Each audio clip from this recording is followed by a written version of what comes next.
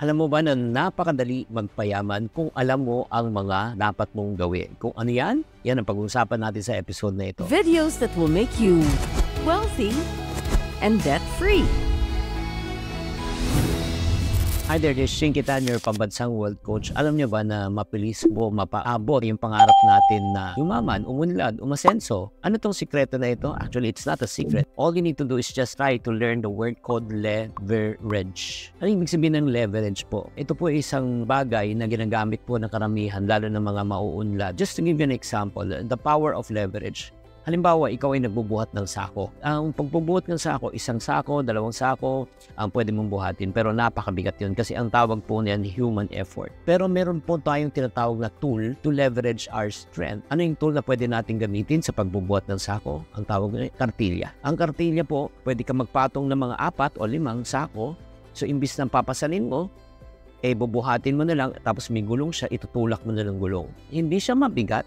Kasi hindi ka mapapagod, mas mapapadali at mapapabilis ang trabaho po natin because you are using the tool as a leverage. Ganon din po sa pagyaman.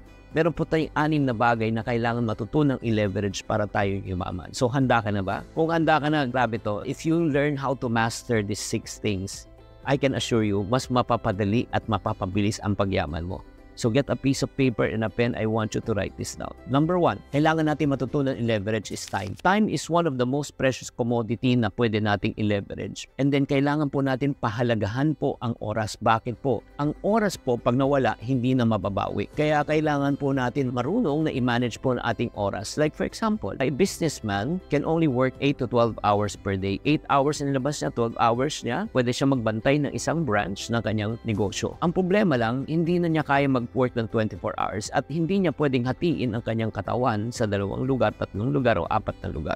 Humanly impossible. So, anong pwede niyang gawin? Ang pwede niyang gawin, he can leverage time. Paano po? By hiring other people to work for him. Ang perfect example po niyan ay si Ginoong Henry C. Nag-hire siya ng 1,000 sales ladies sa SM at binayaran po yung oras ng ibang tao. Kung may 1,000 sales ladies siya, binabayaran niya ng 8 hours per day. So, meron siyang 8,000 hours na nagtatrabaho para sa kanya. Kaya nga naman multiply niya yung sarili niya in different places at the same time by buying other people's time. Yan ang tinatawag na time leveraging. As a matter of fact, if you are a business person right now, at kumikita ka na, ang pinaka-importante commodity para sa iyo, hindi pera. Ang pinaka-importante commodity is oras. You need to learn how to buy back your time by using time leveraging. Second thing that you need to learn how to leverage para mas mapadali na yumaman is called money leveraging. Bakit? Money can work for you instead of you working for money. Ang ibig ko po sabihin, nung simula nag-uumpisa tayo nagtatrabaho para sa pera kasi gusto natin kumita ng pera. Pero dapat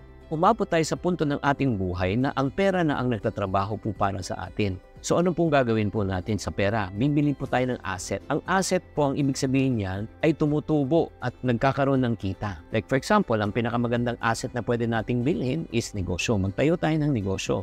At pag nagtayo tayo ng negosyo, yung pera na po ang pwedeng magtrabaho po para sa atin. At pag may tubo ulit ang ating pera at tayo ulit tayo ng negosyo, at pag tumubo ulit ang pera po, gagamitin na natin pambili ng property na paupahan. At pag kumikita ng paupahan, kahit di ka na nagtatrabaho, ang pera na ang nagtatrabaho po para sa iyo. That's what you call as money leveraging. Kaya ang goal po natin, mga kapatid, is learn the art of making money work for you instead of you always working for money. Diba? Maganda yun. So there are 2 secrets already na sinare ko sa inyo. Time leveraging and money leveraging. Are you learning? If you're learning, type learning sa comment section. Third, na kailangan po natin matutong i-leverage para tayo ay mas madali na kumita is learn how to leverage your skills. Your skills are one of the most valuable asset. So ano yung skills? Yung kaalaman mo, yung karunungan mo. So I challenge you. Continually improve, continually expand, continually learn new skills. The more skilled you are, the more opportunities will come your way. Like for example, ako dati po, hindi ko naman alam ang social media. Diba? Alam ko lang, personal, makipag-talk ako, tapos magbebenta ako, face-to-face, grabe ito mga ka-friendship. When I learned the power of social media, ano po nangyari? Kahit tulog ako, kumikita po ako, especially for YouTube. Alam naman po natin may AdSense naman doon. Whenever someone is watching my video, di ba? Nanonood siya ng video. Because of the skills that I learned. Ano yung skills na natutunan ko? Communication, just like what I'm doing right now. While people are watching, being educated and entertained watching my video, I earn. Yun yung tinatawag nating leveraging skills. Kaya nga mga friendship, ano ba yung skills na kailangan mong malaman? Is it software? Is it freelance projects? Is it selling? Is it communication? Try to learn one new skill. At itong skill na ito, malay mo ang pwedeng magpaunlad at magpayaman po sa inyo. Let's go to another thing that you need to leverage. Grabe. Learn how to also leverage your network. I don't know if you will agree with this statement.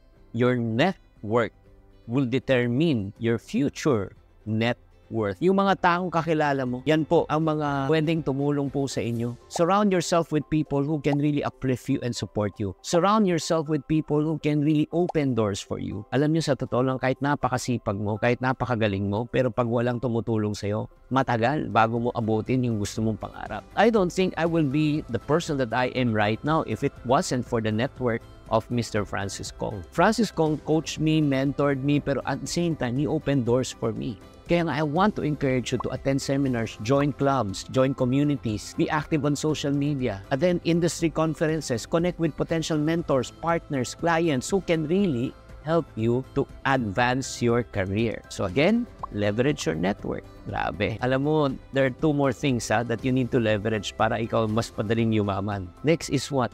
Leverage also your experience. Alam mo, sa totoo lang yung past experience mo, yung mga natutunan mo through the years are really so valuable. Huwag mong mamaliitin. Matanda na ako. Sino pang mag-hire sa akin? Yun nga, matanda ka na, marami ka ng alam, maraming dapat ang mag-hire sa'yo.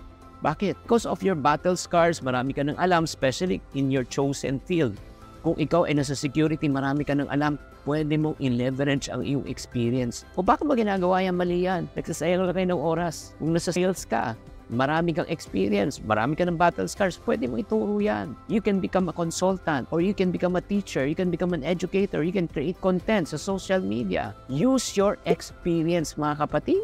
Walang matanda yan. As a matter of fact, ang dami ngayon nga sa social media, mga 15 years old, 18 years old, nagiging guru na and teacher. Sabi ko, paano kayo magiging guru and teacher? Wala pa naman kayong experience. Nabasa lang, pero wala namang application. Compared to you right now, you're 50 plus, you're 60 plus, you have so much experience. Use your experience as a leverage. Grabe to. And last but not the least, isa pang pwede mong i-leverage para mas madali kumita at yumaman, leverage knowledge. Knowledge is power and power is knowledge. Only if you can apply it. Diba? It's not how much you know, it's how much you apply. Pero syempre, napakahalaga po na kailangan matuto ka. That's the reason why I want to challenge you, ladies and gentlemen. Never stop learning, never stop reading, never stop attending workshops, seek mentors. Like for example, you want to invest in stock, take a course about stock market. If you want to learn crypto, invest a course about cryptocurrency. Diba? Ang dami lang free, ang dami lang very affordable na mga courses right now. You can provide power to yourself if you learn how to leverage knowledge. The more you know, the more that you'll become successful.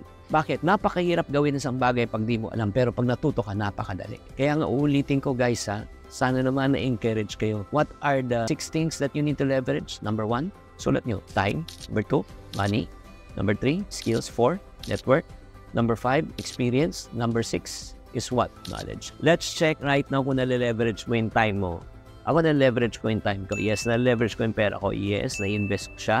Number 3, skills ko. Yes. Number 4, network. Not masyado. Experience. Yes. Knowledge. Yes. So, ang mahina lang sa akin, network. So, I need to increase my network. That's the reason why, guys. Kung nagustuhan nyo tong episode na ito, do you want to be part of our network? Yung grupo namin. Alam mo ba, may community po kami na tinatawag na Transform Your Life or the Yayamanin Life, where we meet on a regular basis, where we network together. If any one of you is interested to be part of the TYL, magkakaroon kami ng mga group coaching, monthly basis nagmi-meet po kami. We coach one another, we have accountability partners. We learn a lot of things from there. So if you're interested to know more about it, just click na lang on the link below sa may comment section. Maraming salamat, sana naman natulungan kita sa episode na ito na matuto kung ano ang pwede mong i-leverage para mas madali kang yumaman. Tatandaan, tamang karunungan, tamang disiplina ang susi sa pagyaman.